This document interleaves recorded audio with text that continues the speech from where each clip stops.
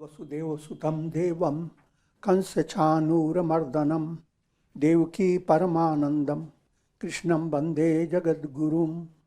Om. Adorations to Lord Krishna, the preceptor of the universe, destroyer of the forces of darkness, and bestower of immortality. Srimad Bhagavad Gita in 16th chapter, Daivasura Sampat Vibhaga Yoga, the distinction between the divine and demoniac qualities. Quality term seems positive.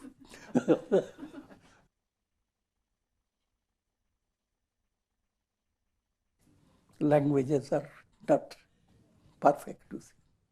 We are still in the first verse. 25 great qualities have been mentioned in 3 verses of the Gita. And they are the essence of all religions, past, present, future, and all religions that are currently effective. To give you a simple idea, all the Vedic literature is filled with Devasura Sangram, gods fighting against the demons, forces of light fighting against forces of darkness. In Christianity, divine Jesus fights against Satan, Shaitan.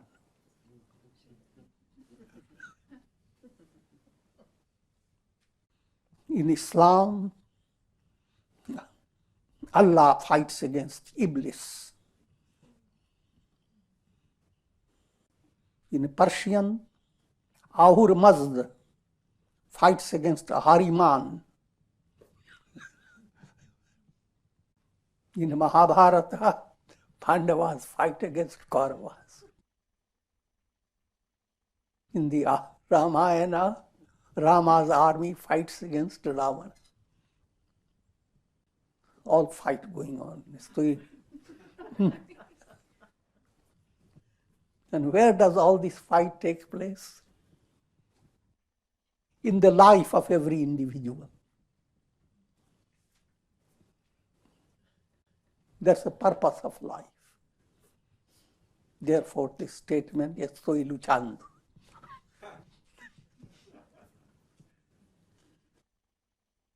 Abhayam Sat, Shri Bhagavan Uvacha, Abhayam Sattva Sanshuddhir Jnana Yoga Vyavasthitihi, Danam Damascha Yajñascha Swadhyaya Tapa Arjavam.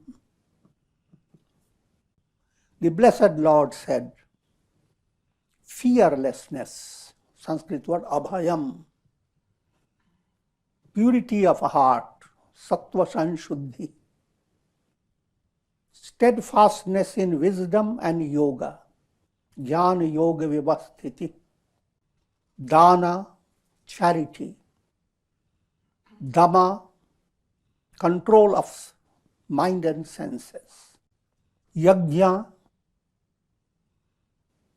literally implies sacrifice, which I have explained to you. It is sacrificing the gross within your personality, like sacrifice anger, and when it is sublimated, it becomes peace. Not peace that gets into pieces, it's peace. Similarly, all negative qualities are like short-circuited energy. Same divine energy has become short-circuited. And they have to be corrected. Yajna is the method of doing that, and that has been explained.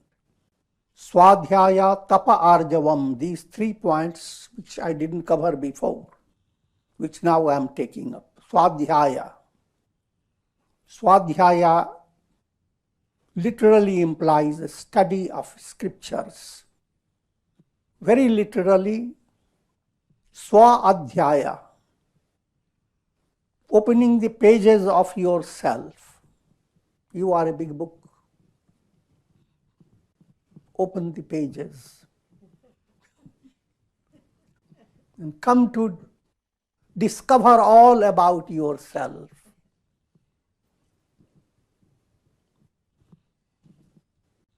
Put in another way, gain knowledge of the self. Now, when we say self, is same as God, Ishvara, Paramatma, Parabrahman, all these are synonymous terms. Raj Yoga Sutra says, Swadhyayat Ishtadevata Samprayoga. By the practice of Swadhyaya, one realizes one's Ishtadevata, your deity. And of course, if you are very advanced, deity is the absolute. But whichever level you are, you come closer to God. Swadhyaya includes japa, repetition of divine name, and that you follow according to the methods given to you about japa of Ishta mantra. Om Namah Shivaya, Om Shri Ramaya Namah, Om Shri Hanumate Namah, Om Shri Krishnaya Namah. All these are mantras. Or simple Om itself is a source of all mantras. Reciting japa is blended with meditation, dhyana. When you are reciting your Ishta Devata, imagine your heart has turned into a lotus with red petals. Red is a mystical color of love, divine love. All your sentiments are like petals. And God is in the center of your heart. With that feeling, start your japa. Tad japa tadartha bhavanam. Do your japa with understanding the purpose. Why are you doing it? And having perfect bhavana, feeling. But the major aspect of Swadhyaya relates to studying scriptures such as Brahma Sutras, Upanishads, Ramayana, Gita, Mahabharata.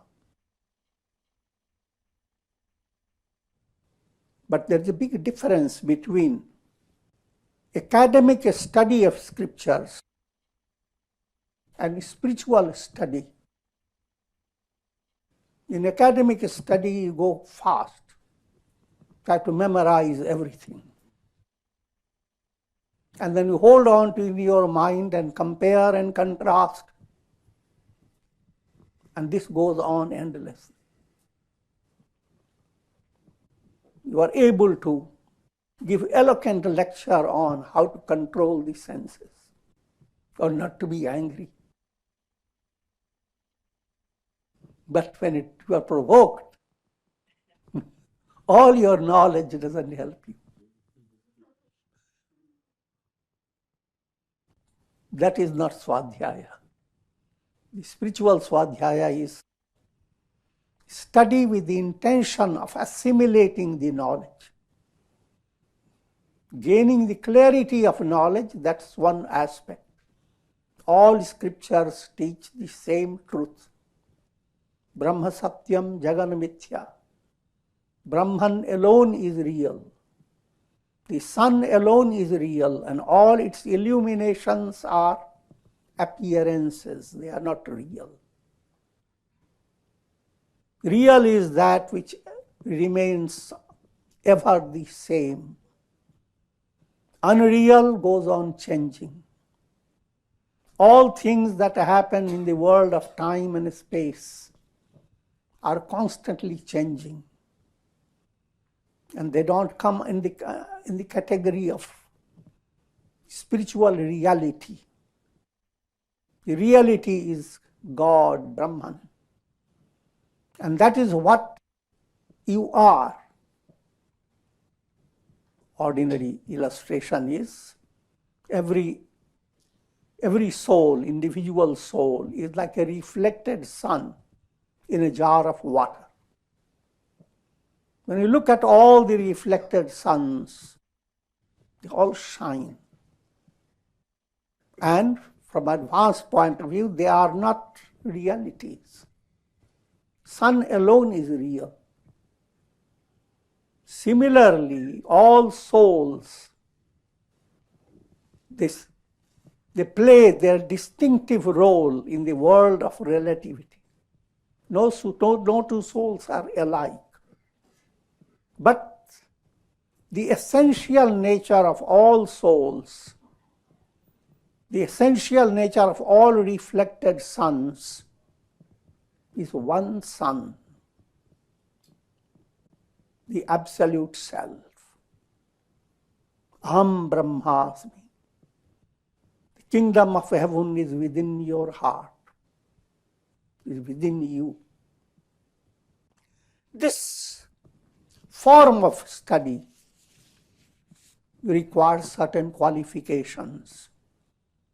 With those, you go on developing those qualifications, and under spiritual guidance, study the scriptures. Study them again and again and again. And along with this study, japa.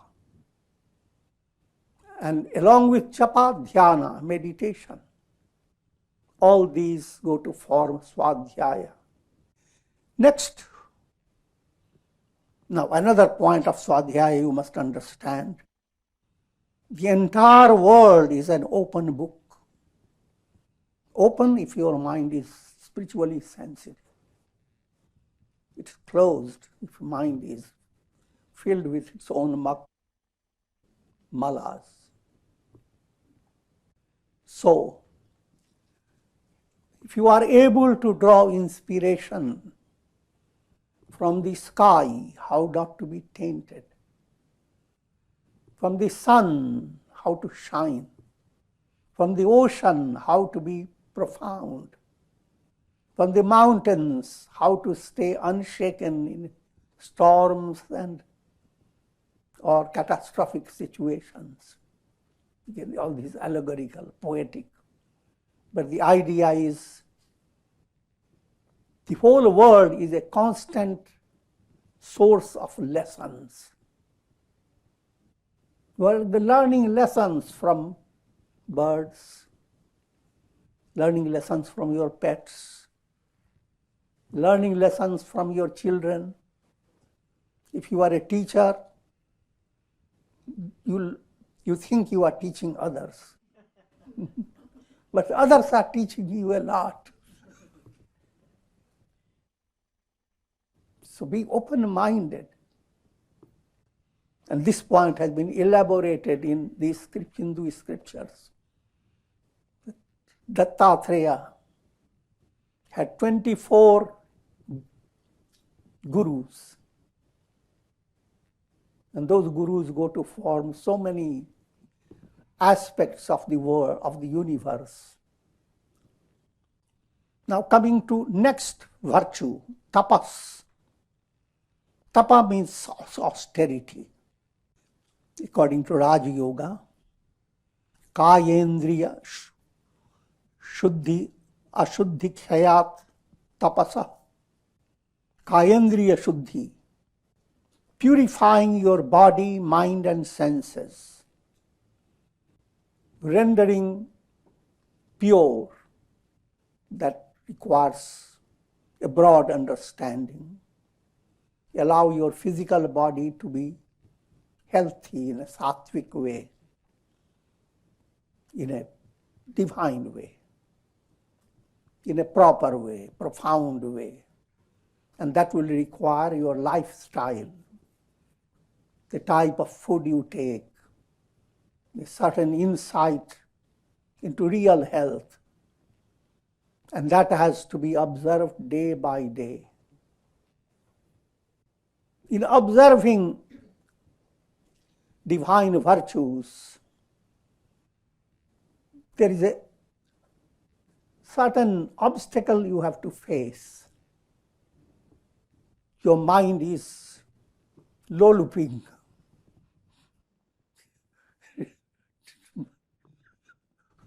Mind is greedy, the tongue out, looking for Vishaya Vasana, pleasures of the senses.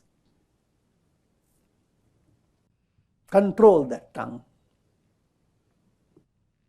Your senses are also craving for immediate comfort.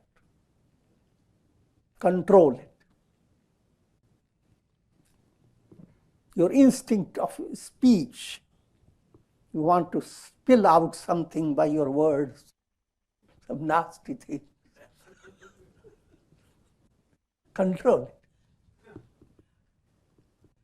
That control means certain degree of endurance. You are enduring something uncomfortable. And that aspect is called austerity. But sometimes people mistake austerity, just go on giving the body suffering, pain, without any goal. The idea, if I plunge myself in the Ganges water, I will be purified. Now your mind says, I'm going to stay plunged for 2 hours. This is the most opportune moment.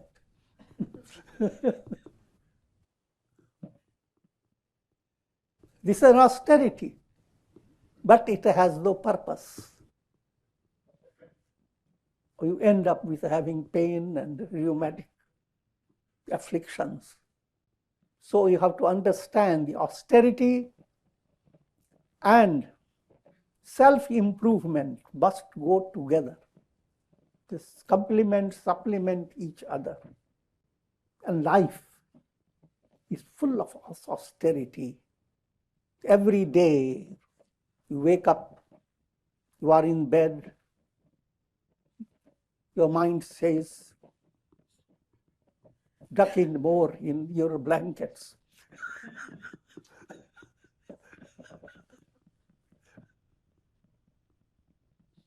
But if you have a subtler insight, let me utilize the opportunity, the morning hour. The birds are giving the tweets. And the sun is going to rise. Therefore, you shake off the idea of comfort. The result is you get bigger comfort. A good beginning of the day makes your day shine. So, the word tapas also is applied to practice of profound concentration. Tapo brahmeti. And that involves concentration, meditation, samadhi. I will not go into that detail. The next quality, the 9th quality, is arjavam. Arjavam, Arjuna is called Arjuna because of this quality of arjava, which means simplicity, straightforwardness. Manasa, vacha, karmana. Mind, speech, and action. They are all in harmony, in tune. Then it's called arjava. You feel a kind of childlike simplicity. But when you have this harmony, you're thinking in a different direction. Speaking, spicing it up with salt and pepper. And acting totally in a different direction. Then you are not Arjuna. You are not developing the quality of Arjava. Living a life of simplicity in a profound way, that's real religion. But evolving your personality in a very crooked manner, internally very clever like a fox, speech well polished,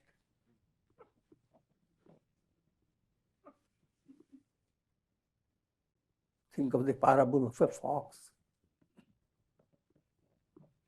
Upon a tree, a bird was holding a prey, rather it was a crow, and a fox goes under the tree, looks at the crow, and starts planning how to get that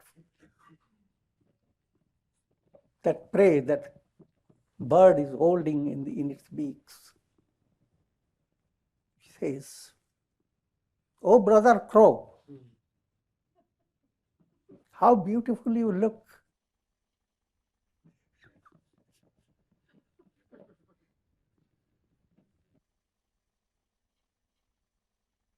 Your feather shines in the rays of the sun. I've never seen such beautiful phenomena. Surely your voice will be wonderful to hear. Give me the opportunity to listening to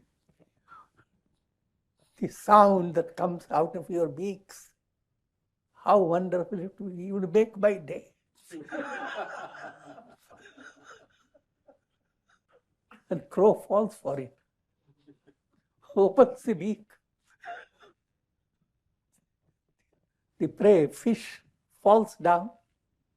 Fox picks it up and laughs and goes his way.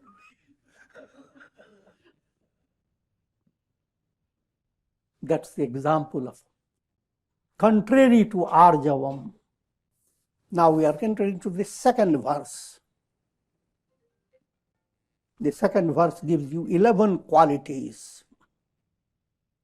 Ahimsa satyam akrodha tyagah shantirapashunam daya bhuteshu aloluptvam mardavam rirachapalam. Non-violence, that's ahimsa.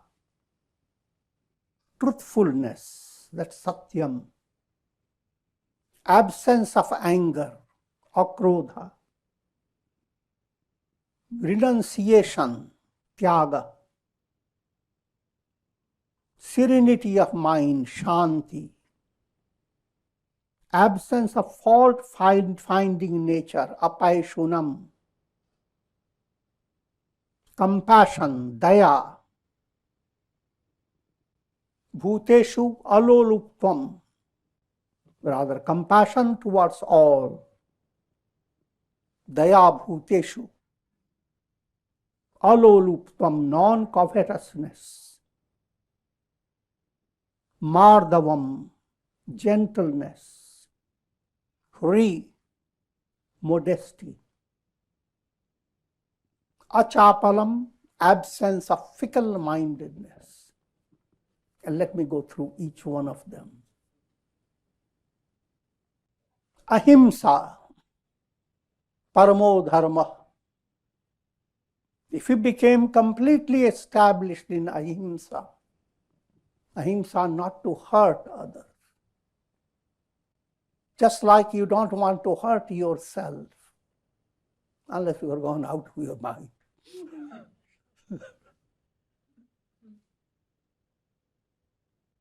The ideal of ahimsa is to view all living beings as your very self. That's the ideal. And not to utter words that will hurt others. Not to do anything that will be hurtful, that will inflict pain to others. And that must be out of immense love of your heart. Simple illustration is given about the tongue and the teeth. When the teeth bite your tongue, you do not go shout, "Oh doctor, break down all my teeth. Save my tongue."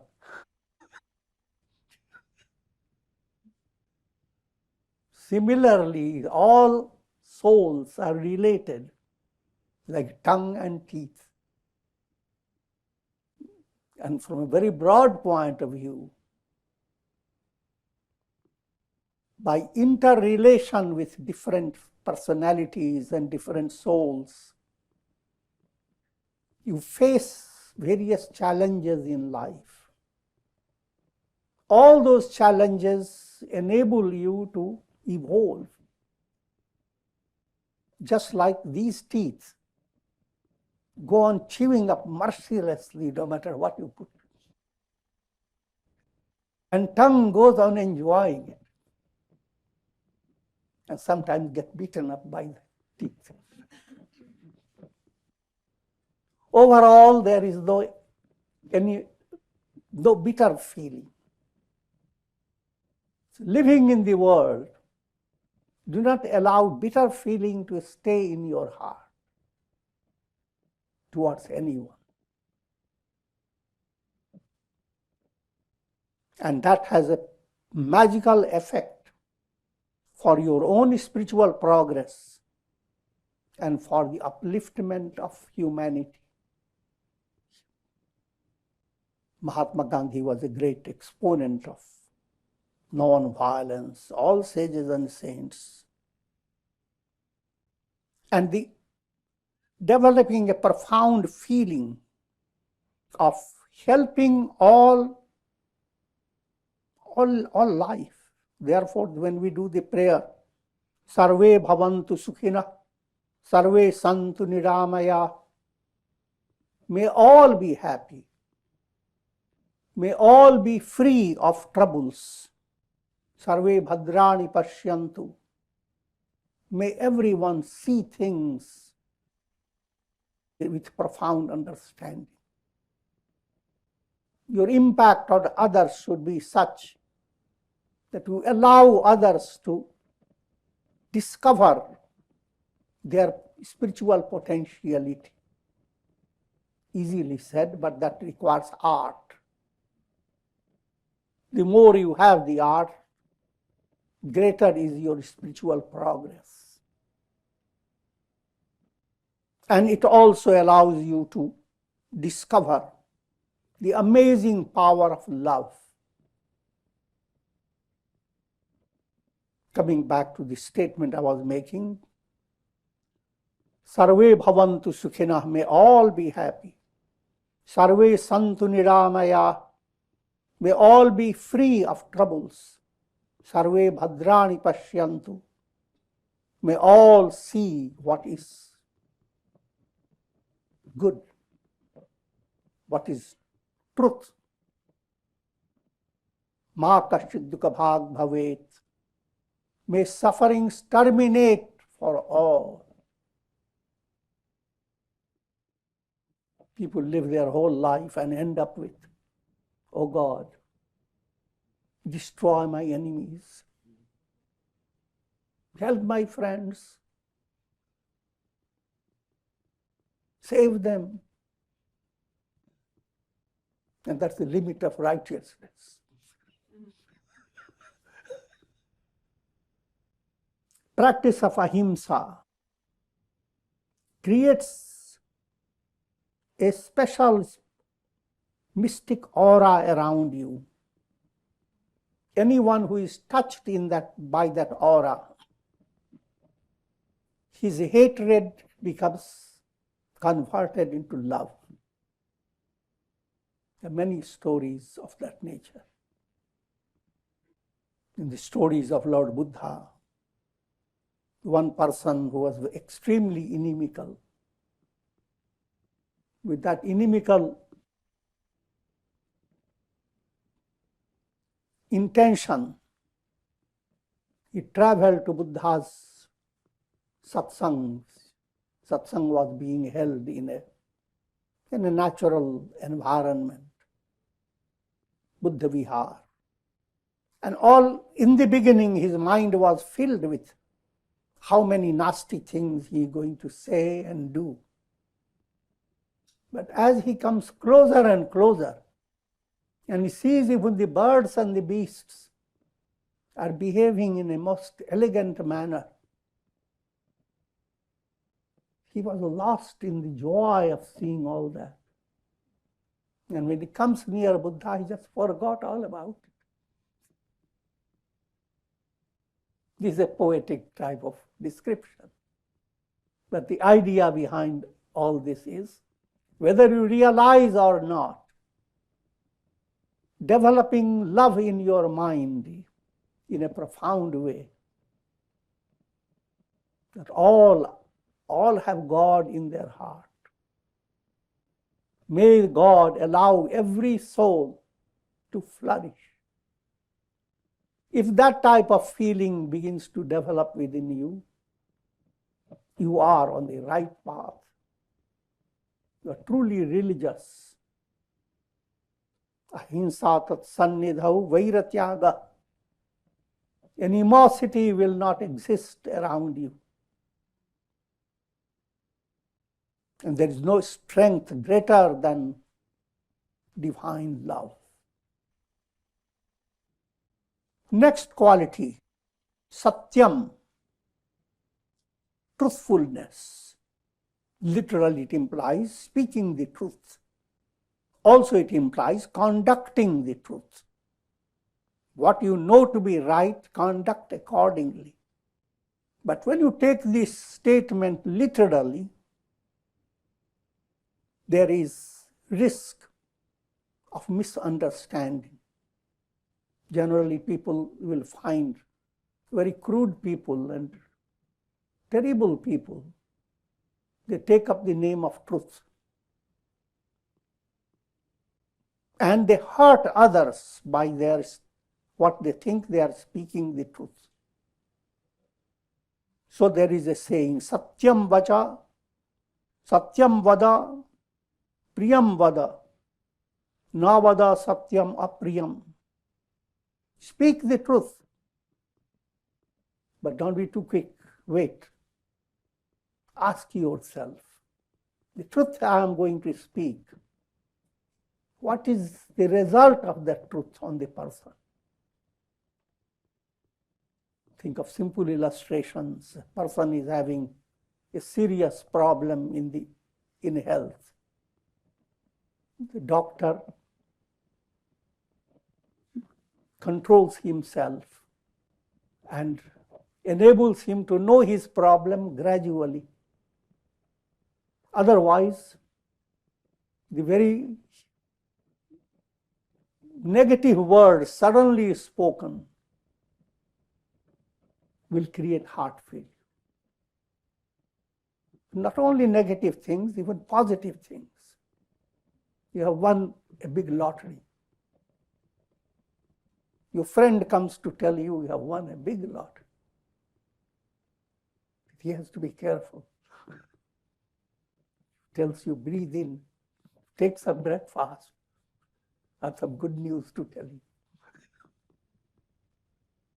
Satyam vada, priyam vada.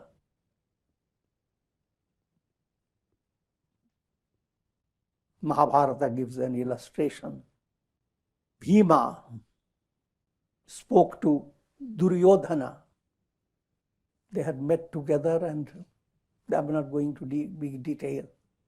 But there Bhima shouted out. Duryodhana had a little accident in his walking through a special palace of Yudhishthira, which was magical. Seeing him stumbling, Bhima shouted out, "Look at it, the son of a blind man." And literally it is correct. Dhritarashtra was a blind man. And Duryodhana was the son of blind man. But no matter how true it is, Duryodhana took it in such a way that his heart continued to be inimical towards Bhima until his last breath. And it brought about many occurrences. So speaking the truth is a divine art. The next quality is akrodha. Do not become agitated. Do not lose your temper. Do not do temper tantrum.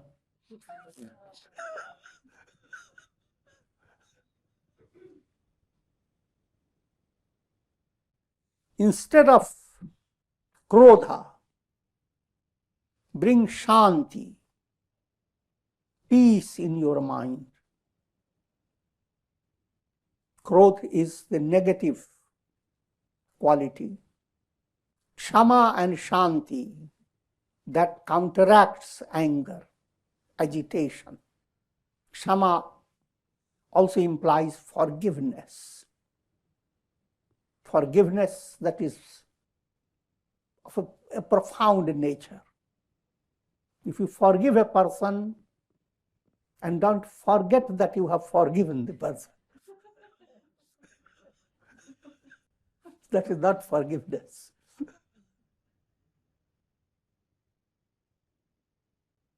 Apaishunam, absence of fault-finding nature. Akrodha, let me get back to the sequence. After akrodha, the sequence here is tyaga. Tyaga literally means renunciation. The Sanskrit word for tyaga is practice of aparigraha. Aparigraha means non-covetousness. Not to hold things beyond your capacity. Very crude illustration. You are physically, you need oxygen, you need more natural nourishment, but you have put on clothes, highly costly clothes, from toes to the head, you have decked yourself. Jewels and all types of millions of dollars have gone into your clothes and your hairdress.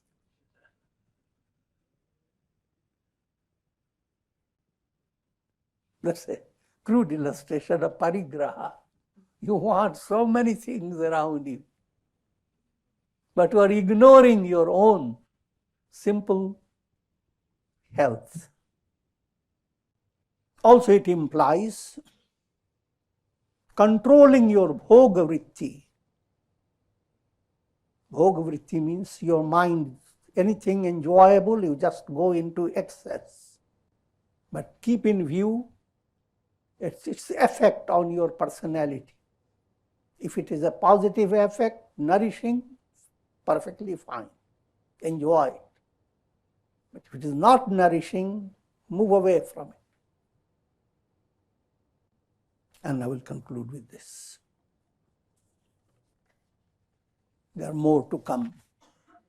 Shanti, mental peace, apaishunam, absence of fault-finding nature, compassion towards all, non-covetousness, gentleness, modesty, and absence of fickle-mindedness. Keep your fingers crossed. Om Purnamadaha Purnamidam Purnat Purnamudachyate Purnasya Purnamadaya Purnamevavashishyate.